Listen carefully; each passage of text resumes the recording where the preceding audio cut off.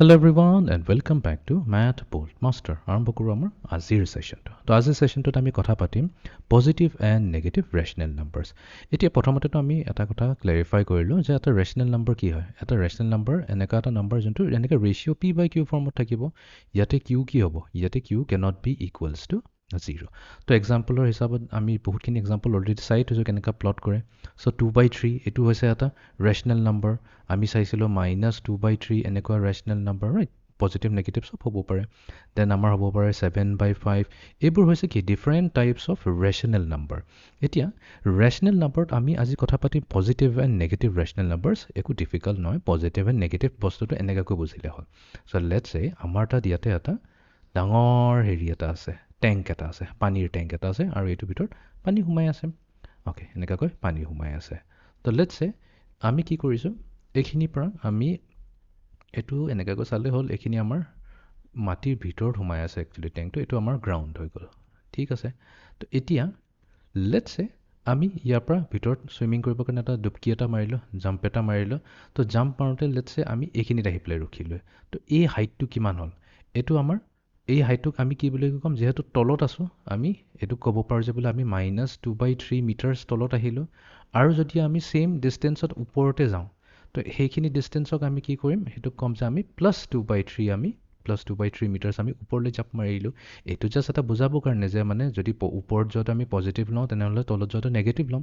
Vice ভাৰ্চাও ক'ব পাৰি, যদি তলত যোৱাটো আমি পজিটিভ লওঁ, তেনেহ'লে একজেক্টলি অপজিট যোৱাটোত কি হ'ব? আমি নেগেটিভ বুলি ক'ম।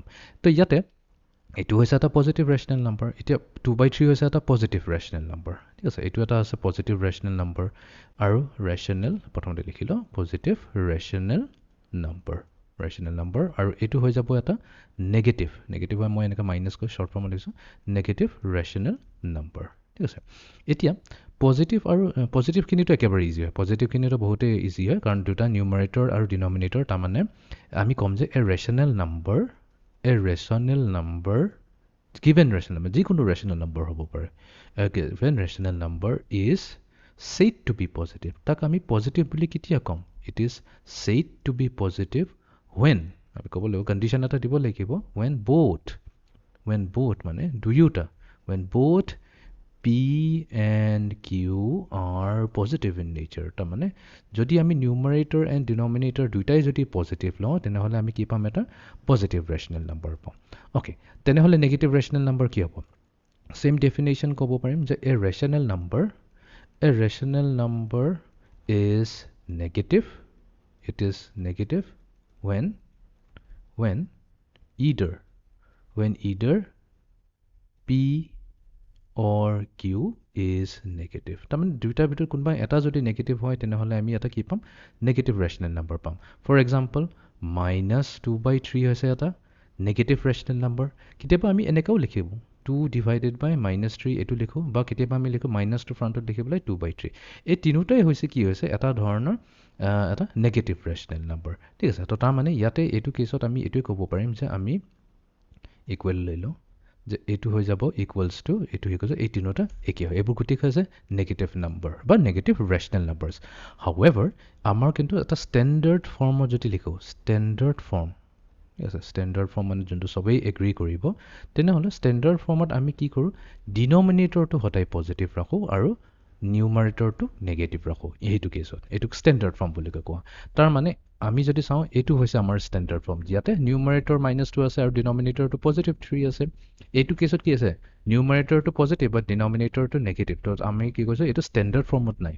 হয়, ৰেচনেল নাম্বাৰ হয়, কোনো প্ৰব্লেম নাই, খালি এইটো ষ্টেণ্ডাৰ্ড ফৰ্মত নাই। অ'কে, তো ফৰ এক্সাম্পল, তো যেনিবা এইটোৱে লৈছোঁ আমি, 2/3 লৈছে, আৰু আমাক কৈছে এইটো কনভাৰ্ট কৰিব দিছে যেনিবা ষ্টেণ্ডাৰ্ড ফৰ্ম হ'লে। এতিয়া আমি কি কৰিম? এইটো একেবাৰে চিম্পল।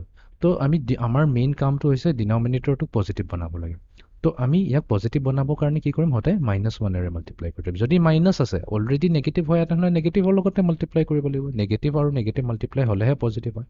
এতিয়া যদি ডিনমিনেটৰত -1ৰে কৰিছোঁ, তেনেহ'লে ৰুলে কয় যে আমি নিউমাৰেটৰটোকো আমি সেই ছেইম নাম্বাৰটোৰে মাল্টিপ্লাই কৰিব লাগিব। অ'কে, তো এতিয়া নিউমাৰেটৰত কি পালোঁ? 2 × -1 আমি পাই গ'লোঁ -2। ডিনমিনেটৰ -3 × -1 দিব আমাক +3। পালোঁ নে নাই? এইটো হৈ গ'ল আমাৰ ষ্টেণ্ডাৰ্ড ফৰ্ম। অ'কে, এতিয়া লেটছ চে আৰু এটা এক্সাম্পল লওঁ। লেটছ চে এইবাৰ চাম, আমাৰ তাত আছে -2/3।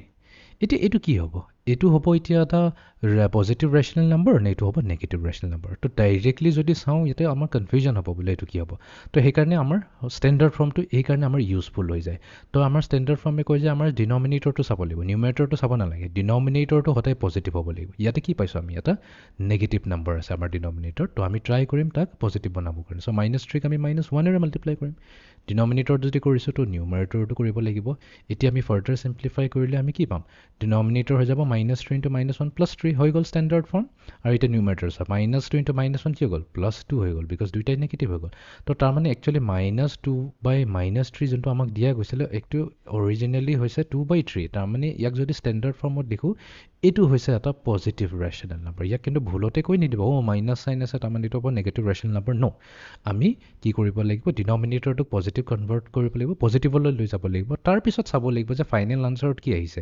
নিউমাৰেটৰটো নেগেটিভ আহিছে নে পজিটিভ আহিছে যদি নিউমাৰেটৰটো পজিটিভ আহিছে তেনেহ'লে আমি পাম পজিটিভ ৰেচনেল নাম্বাৰ আৰু যদি নিউমাৰেটৰটো নেগেটিভ আহে যেনেকৈ এইটো কেছত আহিছে এইটো হৈ যাব এটা নেগেটিভ ৰেচনেল নাম্বাৰ তো এনেকুৱাকৈ আমি আইডেণ্টিফাই কৰোঁ positive and negative rational numbers okay তো আমি এটা কাম কৰোঁ কেইটামান প্ৰেক্টিছ প্ৰব্লেম ছল্ভ কৰিলোঁ তেতিয়া বস্তুবোৰ আৰু ক্লিয়াৰ হৈ যাব তো ইয়াতে আমাক সুধিছে which of the following rational numbers R negative তো আমি কোনকেইটা ৰেচনেল নাম্বাৰ নেগেটিভ ক'ম জাষ্ট নাও আমি কি কৈছিলোঁ যদি আমাৰ নিউমাৰেটৰটো নেগেটিভ থাকে আৰু ডিনমিনেটৰটো যদি পজিটিভ থাকে তেনেহ'লে সেইটো এটা নেগেটিভ ৰেচনেল নাম্বাৰ হ'বই চুজ ওৱান আনচাৰ প্ৰথমটোৱে পাই গ'লোঁ বাকীটো হ'বই নোৱাৰে এতিয়া চোৱা বিটো যদি চাওঁ এইটো পজিটিভ আছে তো অ'কে ফাইন ভেৰি গুড বিটো পজিটিভ হ'ব লাগে বাট নিউমাৰেটৰটো নেগেটিভ হ'ব লাগিছিল বিকজ আমাক নেগেটিভ ৰেচনেল নাম্বাৰ কথা কৈছে যিহেতু এইটো পজিটিভ এইটো কেঞ্চেল হৈ যাব নেক্সট চিট কি আছে প্ৰব্লেম আছে ইয়াতে নেগেটিভ আছে তো এইটোক আমি কি কৰিব লাগিব প্ৰথমতেতো ইয়াক আমি -1ৰে মাল্টিপ্লাই কৰি পেলাই ডিনমিনেটৰটোক পজিটিভ বনাব লাগিব এতিয়া ডিনমিনেটৰ যদি -1 কৰিছোঁ নিউমাৰেটৰটো কৰিব লাগিব তো এইটো কি দিব 7/12 এইটো দেখোন গোটেইটো পজিটিভহে হৈ গ'ল তো চি হ'ব নোৱাৰে তো ইয়াতে আমাৰ অনলি এটাই কাৰেক্ট অপশ্যন হ'ব যোনটো হ'ব A -5/13 Okay, next question. Which of the following rational numbers are positive? এবাৰ সুধিছে আমাৰ পজিটিভ কোনটো হয় অ'কে তো পজিটিভৰ কাৰণে আমি সদায় ডিনমিনেটৰটো চাব লাগিব ডিনমিনেটৰ কি আছে ইয়াতে নেগেটিভ আছে তো আমি এটা কাম কৰিম এইটোক -1ৰে মাল্টিপ্লাই কৰি দিম ইয়াক কৰিছোঁ যদি নিউমাৰেটৰকো কৰি দিওঁ তো ডিনমিনেটৰ হৈ গ'ল পজিটিভ নিউমাৰেটৰ -9 × -1 পজিটিভ হৈ গ'ল অ'কে আমি পিছত চাম বাৰু এইটো অলৰেডি পজিটিভ আছে ভেৰি গুড কোনো প্ৰব্লেম নাই ইয়াতে কিন্তু নেগেটিভ আছে তো আমি কি কৰিম -1 আৰু -1ৰে মাল্টিপ্লাই কৰি দিম বহুত নিউমাৰেটৰ এণ্ড ডিনমিনেটৰ তো আমি পাম -9/11 অ'কে তিনিওটাৰে এতিয়া ডিনমিনেটৰ পজিটিভ আছে এতিয়া পজিটিভ হ'বলৈ কাৰণে কি হ'ব লাগিব যিহেতু ডিনমিনেটৰ অলৰেডি পজিটিভ তিনিওটাৰে তো কি হ'ব লাগিব নিউমাৰেটৰ পজিটিভ হ'ব লাগিব তো নিউমাৰেটৰ 8 পজিটিভ আছে অ'কে ভেৰি গুড বিট কি আছে নেগেটিভ আছে ল'ব নোৱাৰোঁ চিট আছে এগেইন চেম প্ৰব্লেম নেগেটিভ আছে তো আমাৰ অনলি অপশ্যন এ ইয়াতে কাৰেক্ট হ'ব okay next question 6/-19 in a form where the denominator is positive তো আমাক ডিনমিনেটৰটো -19 দিয়া আছে বাট সেইটোক আমাক পজিটিভ বনাব দিছে নো প্ৰব্লেম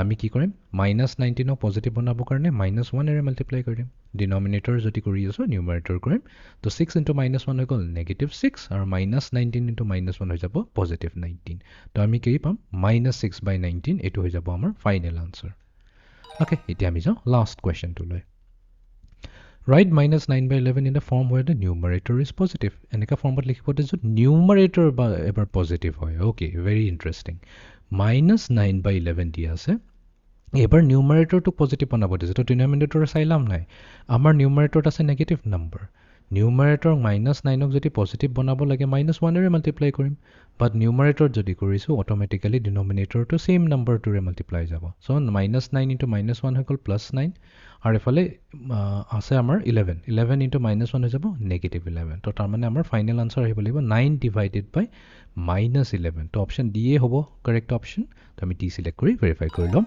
অ'কে তো এইটো আছিলে আমাৰ আজিৰ ছেশ্যনটো য'ত আমি ডিছকাছ কৰিলোঁ on positive and negative rational numbers